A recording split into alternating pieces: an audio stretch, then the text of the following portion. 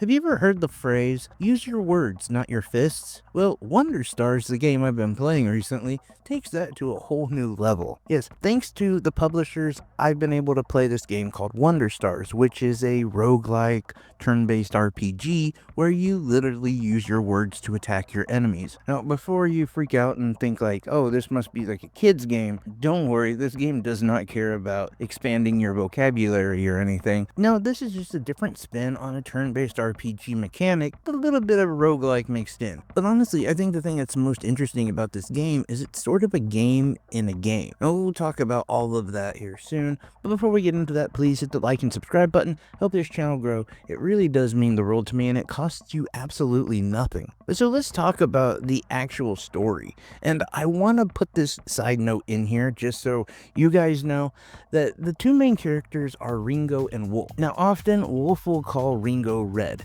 They kind of play into that whole like Little Red Riding Hood thing. Not completely, because while there is a grandma, grandma is a badass, just like every other character. They're sort of based on like these 90s anime where everyone's like super jacked and can all, just destroy people. Anyway, though, sometimes I might call Ringo Red because the way that I recognize her the most is through Wolf. I mean, the person that references her the most is probably Wolf, since they do start working together, and so he often calls her Red, so I sometimes do as well.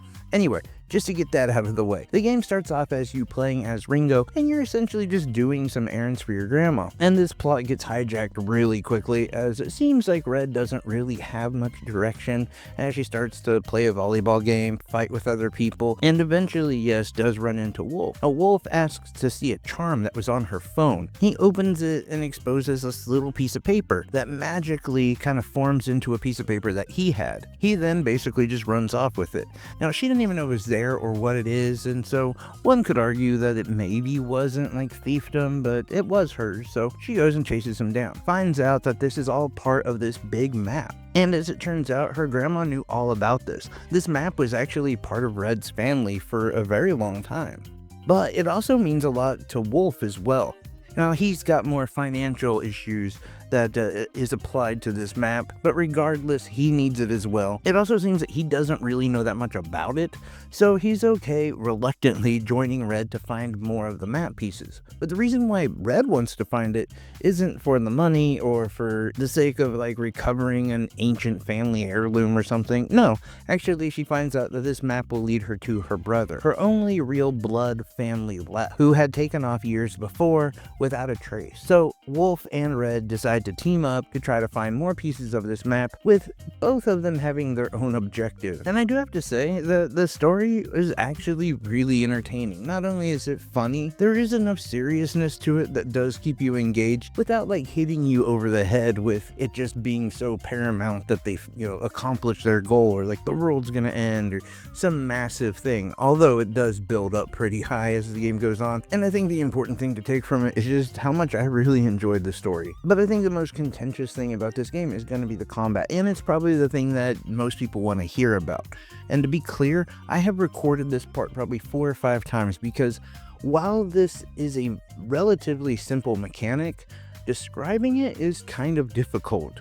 So I'm going to do the best I can to make it as simple as possible, with adding a little bit of flair in just so you kind of understand a little bit more of the complexities. So during a battle, you will have these slots that are on the left side of the screen. They look like Family Feud guesses, but they're on the left side of the screen. And at the bottom, there are a lot of boards that you can use. Roughly about 8 to 10 is what you start off with. I can't remember exactly.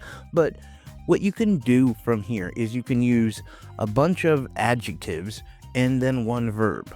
And essentially what that means is like you can use a word like kick or punch. There's your verb and as many adjectives really as you possibly can. It could be like a super extra fire punch, and you will look in to see like all the other adjectives and they will all have multipliers of some form. Something like super might have 1 extra point of damage, extra might be 1.5 times the damage. All of those add into the final attack amount that you have put into it. Now from this point forward, you can actually still continue to use an action as long as you still have word slots left. Pro tip on this, if you have 1 word slot left, or maybe even 2, and you've already made a decent attack, try to always incorporate block in your second move.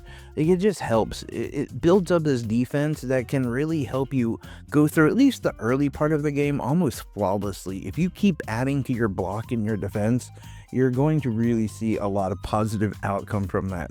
But actually, you can also do something else to add in more word slots, and that is to take your SP and transfer them into word slot. Oh, the SP starts off as only like 1, but you can actually add that to your word slot quite often, like more than you would think. Like, I kind of saved that whole skill just for like when I really needed it, and then realized you could do it probably multiple times a battle. So don't be worried about overusing that. You really can't. And aside from that, everything else is pretty much the same as most turn-based RPGs. You have that rock, paper, scissors sort of mechanic that goes into it. Some enemies are weaker to some attacks, some are resilient to other attacks. It's all pretty basic from here as far as the combat is concerned.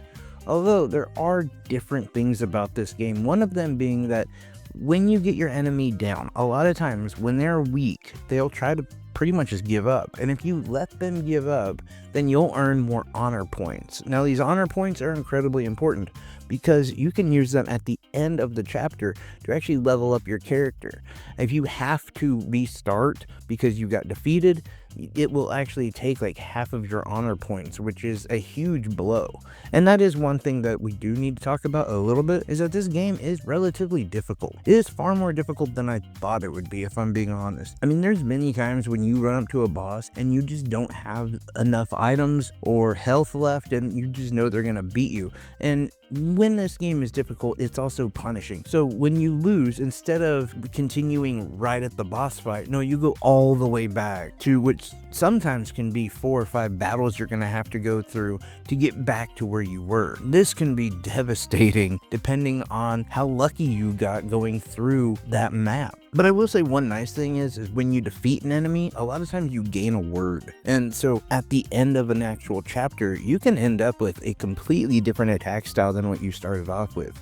And I do think like that's one of the most engaging aspects of the game, is the fact that your own attack style is constantly changing, and what you're doing is going to constantly adapt to the enemies that you're fighting. I personally enjoyed that aspect of it, and I thought it really kept that turn-based mechanic fresh. Although one thing that I would like to have seen in this game is you to be able to have like different brackets of different words that you use. Especially as the game goes on, you notice that like you're only using about half of the words that you could, and it would be kind of cool if you could just flip out a certain set of words for a new set of words that you've been working on, like pre-building. I never at least saw where you could do that, and maybe it is in there, but for me, I didn't see it, didn't experience it, so I wish that was one thing that was in there.